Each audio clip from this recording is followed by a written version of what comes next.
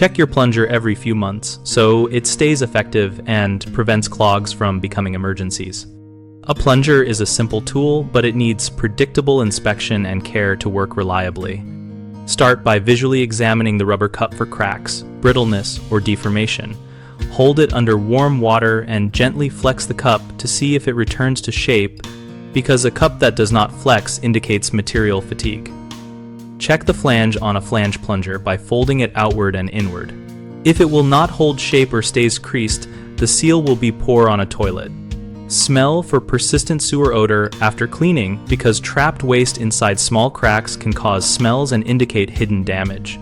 Clean the handle joint and any crevices with a brush and mild detergent, and dry completely before storing to slow rubber degradation. Replace the plunger if the rubber shows any cracking, if the flange will not seat properly, or if the tool loses its spring so you cannot form a reliable seal.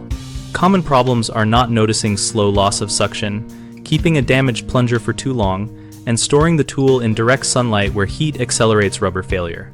If suction fades, check the cup for hardening by pressing it flat and watching rebound. If rebound is slow, replace the plunger.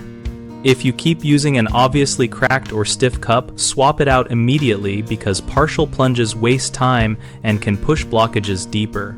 To avoid sunlight damage, store the plunger in a cool, dark closet or under the sink, and rotate between two plungers if you use one constantly, so each tool has time to recover from moisture.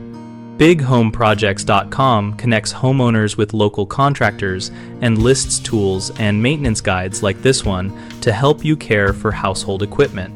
We also host a discussion community where we share experiences, ask questions, and find practical recommendations, and we help contractors find work by exposing their services to motivated local homeowners.